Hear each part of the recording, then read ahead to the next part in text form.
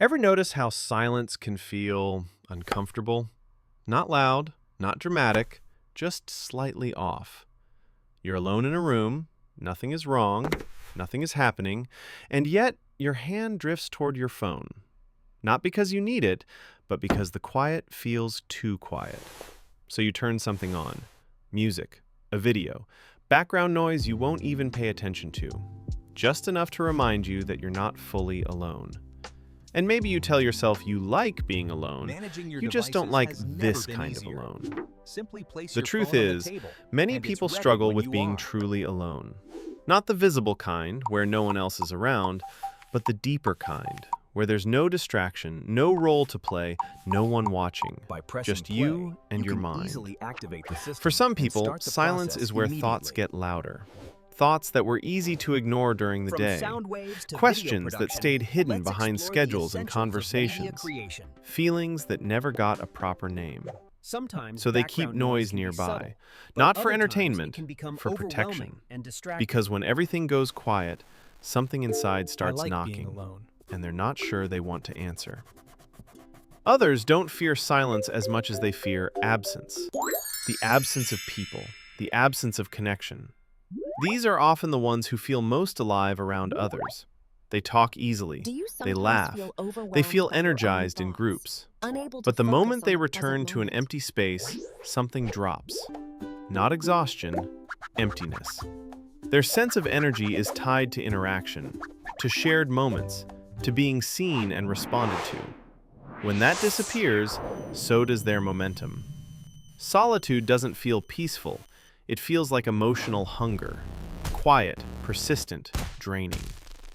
Then there are those who don't crave people or sound, they crave escape from their own thoughts. When they're alone, their mind doesn't rest.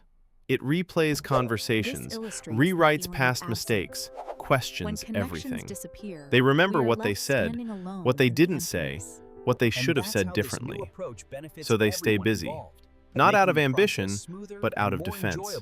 Because stillness feels like being trapped in a room with a mind that won't stop talking, and distraction feels safer than confrontation. Some people struggle with solitude for a different reason altogether. When they're alone, they don't know who they are. They've spent years being useful, supportive, needed. They're the ones who check in, who help, who show up when something goes wrong. Their value has always come from being important to someone else. So when no one needs them, when everything is calm, they feel strangely invisible. Alone doesn't mean peaceful to them. It means unnecessary.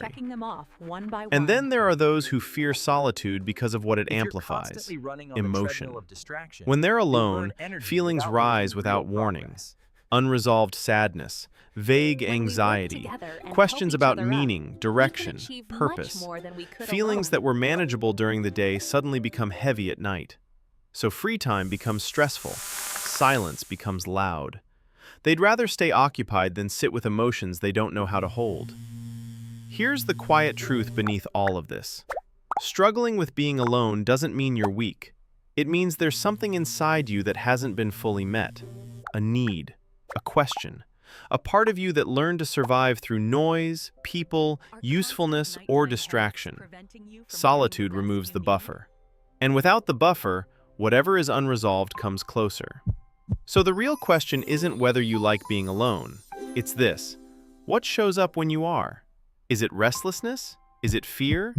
Is it a feeling you've been postponing? Maybe solitude isn't the enemy. Maybe it's a signal.